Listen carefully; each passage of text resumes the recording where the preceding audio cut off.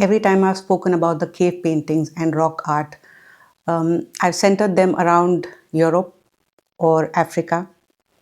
But this time my curiosity went to a different place on the planet. It's an island on its own, and it has history. It has a language of its own in terms of the land itself. Today I went all the way to Australia here, and I wanted to read up and learn a little bit about the art, about the Aboriginal art that was created in Australia. As we all know, that land has everything compressed from the entire planet into one island.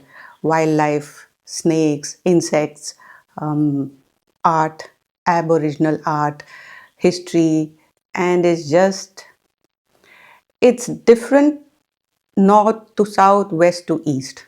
It's so vast, and every geographical place of that island has a story of its own. So I decided to read up a little bit about Aboriginal art, and I went to the rock art that is predominant in the Kakadu region, the northern part. And this region is vast. It is somewhere around 20,000 square kilometers, 200 kilometers north to south, 100 kilometers wide, west to east. It's huge. This national park or this land or this area is vast, it's huge, and it is still a part of the heritage that belongs to the Aboriginal people. That is amazing to have that kind of ownership, if I can say that, in 2026. So we go back in time somewhere between 20,000, maybe 30,000 years back, where rock art, where the Aboriginal people decided to create art, as I can put it, but they were just imprinting life. They were just imprinting their their journey of life, their journey of observation, their journey of togetherness, however you want to think about it, however you want to interpret it. But if you look at the art, it is amazing. This is the only art that did not just exist and that's it. The people at that time, 20,000 years ago, didn't just paint and that's it. It was done and they moved on. This art was created and then it was continued and continued and continued. So the storyline continued from then until now. So they just added to what they were observing in life. They just added to what they were feeling in life. They just added to the evolution, the previous generation and the newer generation that was more evolved. They painted how they saw life. The next generation, they painted or they imprinted how they experienced life. And you can tell, that's what I always talk about, the evolution of the human mind and connect it to art in my own interpretation of doing these things. If you look at the art, you can see that the pigments were, as always, found in and around the area, the ochre, the charcoal, whatever it is that they found. They use that. There's nothing extraordinary that they invented.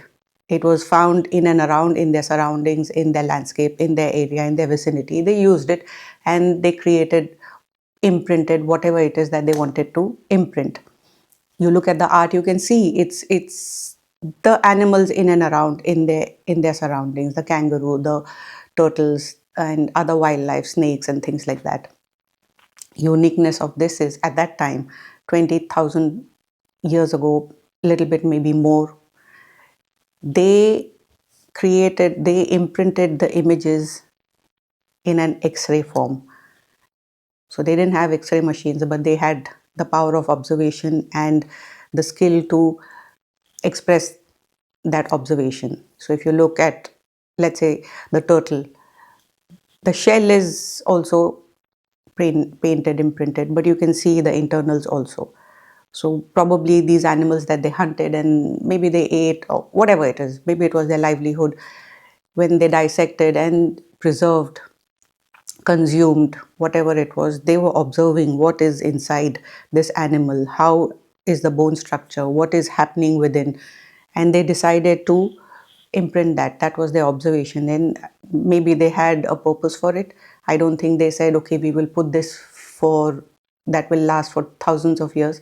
I think they just did it because there was a curiosity and there was a need to just express what they saw. It was that innocence, that we see something and we just paint it. We feel something and we just paint it. That's the raw emotion of an artist. So the community, whatever they saw within the animal, they put it on the rock, and it still exists today. It exists today. You look at it, you can see that, wow, this is not just the shape of the animal, this is not just the day-to-day life that they did that also, the day-to-day life of, the hunting and the regular cave paintings that exist in the world as well. It existed here also, but the uniqueness was that they had these X-ray images imprinted on the rocks that exist till date. So this was the extraordinary feature of this tribe. And also, the as the creation continued generation to generation, you can tell that there was a deeper meaning to what they created, other than just imprinting day-to-day life and the skeletons and bones and things like that. They were speaking of stories. So could it be that this tribe, of course, was more connected to whoever they were connected to, and they decided to imprint those stories. That's what they did. The stories speak of maybe something, a deeper connection of the soul, deeper understanding of the soul, more spirituality, more just something extraordinary. This is what I always talk about, that art is people, people that old, maybe they knew something that we are trying to figure out today. So, and you can see that in that art. You can see that not only in Australia, not only with the Aboriginal people. I spoke about Tasili Najir also, that there is extraordinary. I spoke about the Nazca lines also. I spoke about, that's what I um, that's what I feel existed thousands and thousands of years ago. Göbekli Tepe also in Turkey. Different regions, different parts of the world. But the art, the structures, the rocks, the expression speaks some that the community in that time had a higher knowledge, had a higher connection, had a higher, deeper, deeper way of looking at life that we are trying to decode today in this age. But it existed at that time, and there is evidence in the forms of structures and art and rocks. It's the evidence is there on the planet, and it's amazing. We are at the best time to know, to decode, to learn, and understand what we as a species are all about. That's interesting, that's fascinating. Everything that I speak about here is everything I speak about. It has an article, and my articles are published on mir.com. I'll put the link in the description. So everything, maybe I don't articulate so well while I'm speaking in the videos because I, I'm so excited and I speak so fast and I miss some information. But in those articles, they are good articles. They are edited by an editor and images are decided by someone more senior than me. But the articles about what I speak about, what I feel, are better articulated in words, and they are published on that website. So if you're interested, you can read. If you're interested in reading instead of listening, because sometimes when you read, you travel in a different world. When you read, you're in a better position to understand, because it's your imagination going into a different place, and you have that freedom to do that. So you can read those articles if it interests you, and maybe you can understand. Maybe my articulation is better in the articles, so you can read about it if you like, and let me know what you think. So today I decided to look at Australia, look at Africa, look at Europe, look at, I have yet to touch the Americas, but I looked at all of these continents, and I thought that in that time, in that era, in that specific era, thousands, tens of thousands of years ago, the human evolution was pretty similar in terms of reproduction of what they saw. Rock art, cave paintings, whatever it is, it was pretty similar. So could be that we as a species were evolving in a similar fashion throughout the globe, throughout the planet.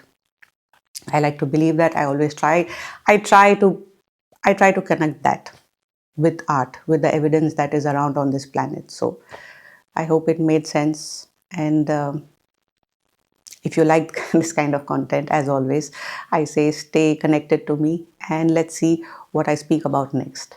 So thank you for connecting. Thank you for staying with me. Thank you for walking with me on this journey of art and the human evolution.